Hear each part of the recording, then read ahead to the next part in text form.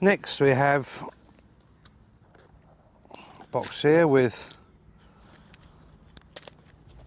cork sticks and a drill, which is very useful for balancing tiger nuts and bits and pieces like that. Next here is my hook box. I carry several of these, but this is just one of them, and it contains various patterns and different sizes, so that I've got choices for rigs depending on the situation I'm in. Adam's going to talk about those and different patterns and the usages in a little bit more detail later. And then lastly over here is the bait flosses. Now you'll notice that these are all coloured, and some of the rigs that we use, you'll find that we're using different coloured pop-ups, fluoro, yellows and pinks and whatever. So we just thought it was a nice touch to be able to tie the bait on with a matching colour floss. Just makes it a little bit more inconspicuous. There you go. Well, that's a general quick whip round my tackle box, and hopefully you'll see a lot more of these items coming up shortly.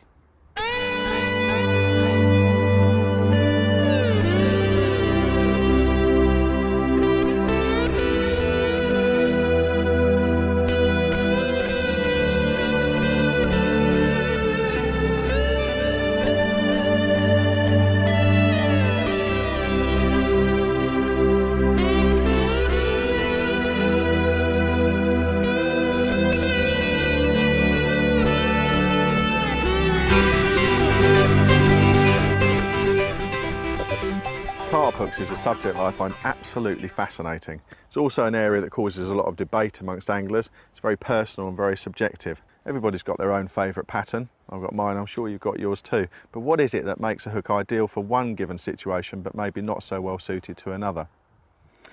Around about 2 years ago we started to develop a new range of hooks to replace our current existing ones, which are very popular, so the new ones needed to be a bit special. We went out to Japan and managed to find one of the very finest hook manufacturers, and we've been working extensively with them to develop a new range which uses exclusive technology to our company. The range is called Armour Point, and I'm going to go through them with you now. The first hook we're going to look at is the LS pattern. Now, as I mentioned earlier, this and all of the Armour Point hooks use technology which is exclusive and makes them more than just a little bit special. We'll go through that and have a look at the hook itself. Our manufacturer has developed a tempering process which is unique, and this gives two key advantages. The first is that it gives amazing tensile strength to the steel.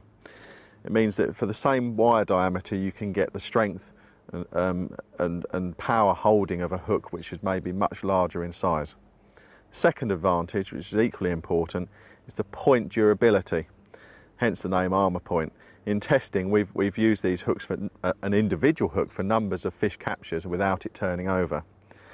So the key points to the range are strength, sharpness, and steel hardness and strength.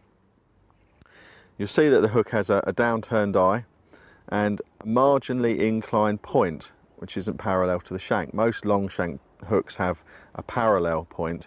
This comes in slightly. This gives added grip and gives superb hook holds. We like to use this with bottom bait rigs, knotless knots, shrink tube extensions and things like that. It's one of our favourite patterns.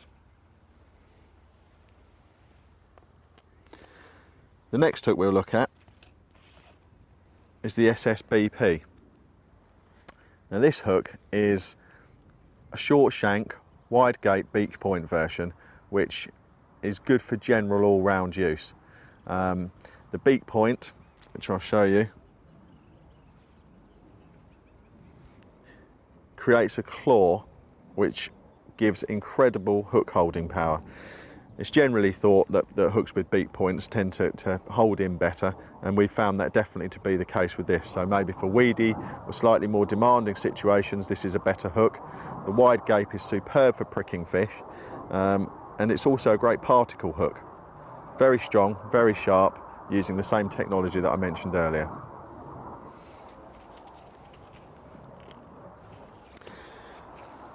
The last one of the three is the SSC. And the SSC is a heavy duty snag, weed or demanding situations pattern. Now, the shape is very similar to old style shrimp hooks. It's a shape which tends to turn into the flesh and grip very, very securely. It's coupled with a wide gape and a straight point. I tend to favour this hook for fishing in very heavy weed, or maybe for snag situations, hit and hold and things like that. Whereas Max and some of the other guys like to use it as an all-round hook because of the curve of the hook tends to give very good anti-eject capabilities. So they're the three hooks, and we'll now show you the kind of rigs that we like to use them with, and see if we can catch some fish with them.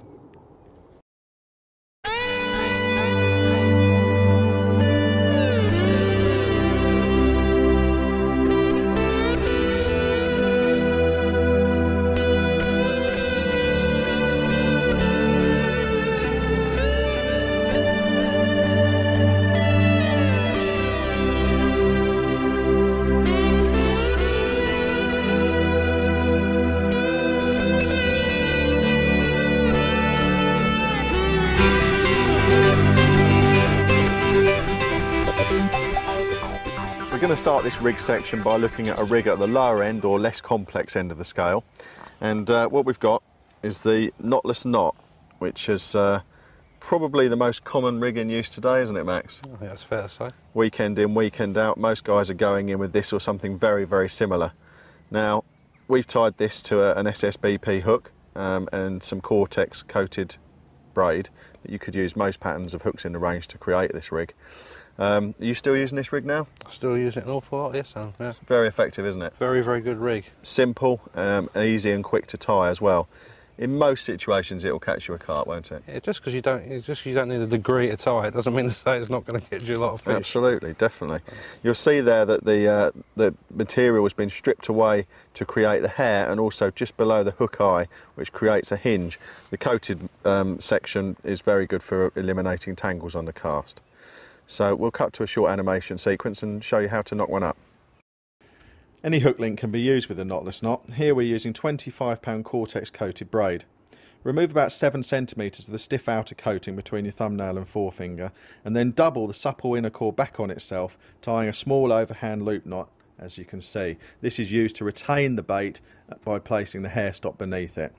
Thread the Cortex down through the eye of the hook so that it exits from the inside as shown. The hook here is an SSBP armour point. We thread a boilie onto the hair and use that to measure the length exactly, so 5 to 10 millimetres from the bend of the hook to the top of the bait being about right. We then take around 7 to 8 turns down the shank of the hook using the Cortex. Very, very straightforward, nice inline whipping, and then when that's completed, pass the Cortex again back so that it exits through the front of the hook eye. Pull it down nice and tight, very straightforward and reliable and very strong. The other end of the Cortex is tied to the large ring part of the flexi ring swivel using a 5-turn grinner knot. Ease it down until the knot's formed perfectly and trim it away. It's always good advice not to trim it too close, always leave a small tag end just as a margin for error. A carp safety bead is slid down the lead core or main line over the swivel, and this carries the lead, forming a very, very safe bolt rig setup. It's best to aim to have around 20 millimetres of uncoated supple braid beneath the hook eye. There's a pop-up version using a counterbalance weight, and to show its versatility, also the bottom bait version, as you can see here. The knotless knot is suitable for either rig, highly effective, very basic and simple to construct. We use it and it catches a lot of fish. Well, there you go, that was dead simple, wasn't it? It really is a very versatile presentation. I mean, you can use it with a lot of different things, can't you, Max? Yeah, I mean, you can use it with basically anything, whether it's stringers or little mesh sticks. You could even use it with a PVA bag if you had to, but you know, I think we prefer softer braids than something more supple for that. Yeah, I mean, but the actual knotless knot itself you could use for anything really. Yeah, yeah. Even pop-ups. Yeah, even if you put a little pop-up on it and just pinch a little quick change weight underneath it. You could use it for absolutely anything, that rig. Okay, smashing. Well, I don't know who invented the knotless knot, but it's very easy, very simple and catches a lot of fish. So whoever you are, thank you very much.